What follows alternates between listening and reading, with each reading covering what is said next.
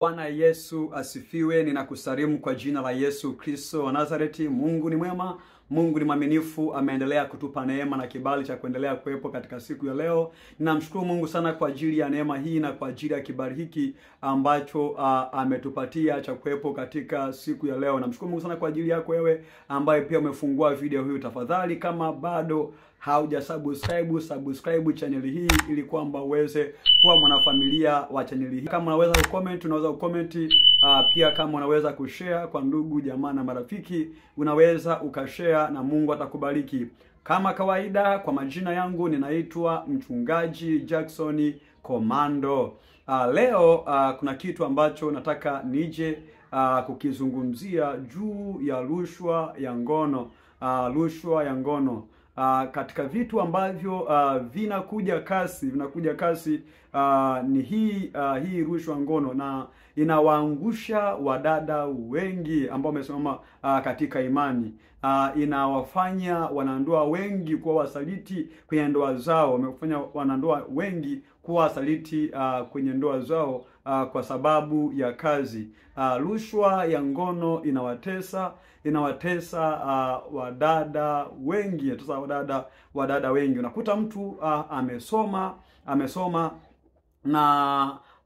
amesoma na vyeti vyake, lakini hawezi kupata kazi, bila kutoa rushwa, bila kutoa rushwa ngono. Hii ni kitu ambacho kinaendelea kwa kasi kweli kweli. So kwa wasomi tu, hata kwa watu wa kawaida, kama miezi mingapi iliyopita nyuma, kuna dada mmoja alinijia, akawa analalamika juu ya kitu hicho, kwamba ameenda kuomba kazi kwenye kiwanda cha Yeboyebo. Kwani cha Yeboyebo nadhani cha viatu, cha viatu. Alipoenda kule, mlinzi ili kumuunganisha na bosi, anaanza kumomba rushwa ya ngono. Yule dada alikuwa ni mwaminifu, alikataa, hakuweza kukubali. Na hii dhambi inawaangusha watu wengi, inawaangusha watu wengi. Na haikuwa mara moja, nasema tena, alipotoka hapo akaenda pia kuomba kazi supermarket, akaenda kuomba kazi supermarket.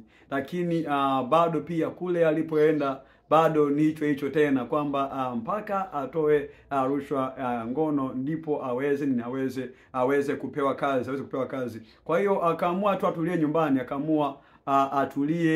nyumbani, na ni mazingira ambayo inawatesa watu wengi. Lakini nipo hapa kwa ajili ya kusema na wana wa Mungu, jitahidi sana uwe mwaminifu katika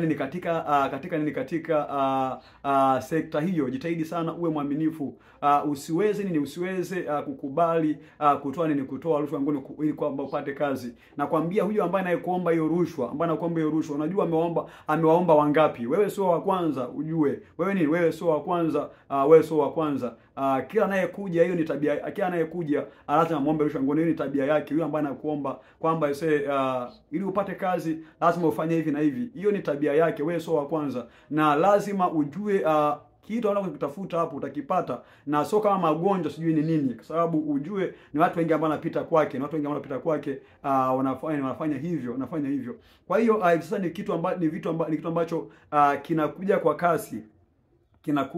Kinakuja kwa kasi, na kiko kasi kweli kweli, lakini kitu ambacho hakisemwi na watu wakasema kulalamikia, wanakosa sehemu ya kulalamikia, hawana sehemu ya kulalamikia. Yaani wanabaki wanatulia. Kuta mama yuko kwenye ndoa yake, ama binti kwenye ndoa yake, sababu anaona maisha ya kukaa nyumbani peke yake anaona hakuna, afadhali akatafute kazi. Kwenda kutafuta kazi kule, kitu ambacho kukutana nacho ni kama hicho. Yaani ni ofisi chache sana, yaani mtu ambaye ameokoka na hofu ya Mungu, huyo anaweza kukuruhusu tu uingie kazini bila kuhitaji rushwa ya ngono. Na imefikia mbali hivi sasa, hata maofisi imefika mbali, hata watoto wa kiume wanaombwa hiyo rushwa ya ngono. Sasa sijui mwanaume anafanyweje?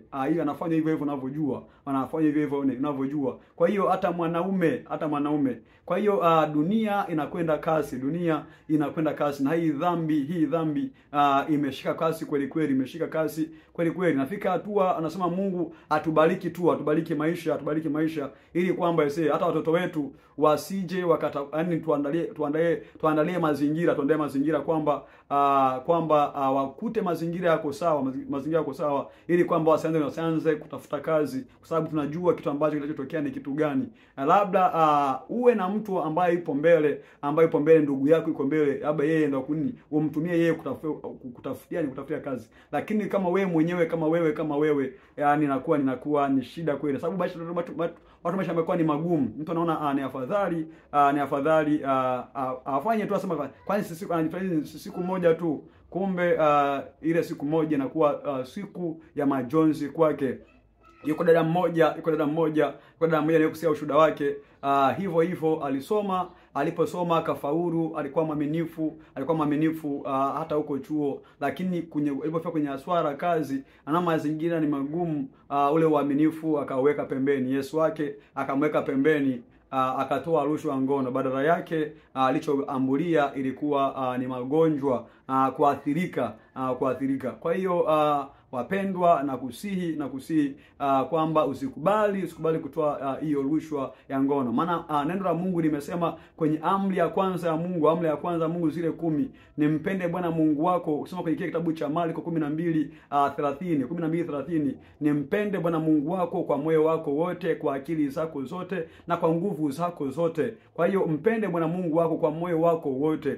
Ukimpenda Mungu hawezi ukakubali kutoa rushwa ngono, huwezi kukubali kutoa rushwa ngono kama mpenda Mungu. Kwa hiyo ni hivyo. Na kwenye kitabu cha Mathayo 10 na mstari wa 37, Mathayo 10:37, neno Mungu anasema kwamba mtu anayempenda baba kuliko yeye, huyo hamstahili Mungu. Mtu anayempenda binti yake kuliko yeye, huyo hamstahili Mungu. Maana yake pia mtu anayependa kazi kuliko Mungu, huyo hamfai Mungu.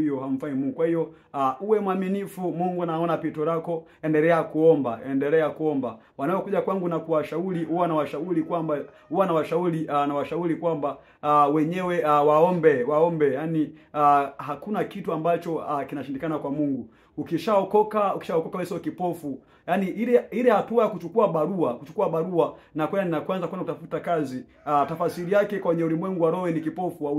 Hujui nini. Mtu ambaye ameokoka yeye macho yake yanafunguliwa, anajua aende wapi kupata kazi yake. Kwa na kama magotini, Mungu anakuonyesha ni wapi uende kufanya kazi, kwa sababu Mungu amekuonyesha. Amini kwamba hautotoa na watu wala hutoombwa hiyo rushwa ya ngono. Leo nimeamua niseme hivyo na kukumbusha kwamba uwe mwaminifu.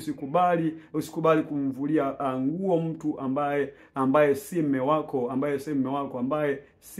usikubali kumvulia nguo kisa tu kazi. Kuwa mwaminifu. Mungu anakuona, na Mungu akiona uaminifu wako atakupandisha kwenye daraja nyingine ambayo hata wewe hukuizania wala hukuitegemea, sababu umekuwa mwaminifu mbele za Mungu. Mungu akubariki sana.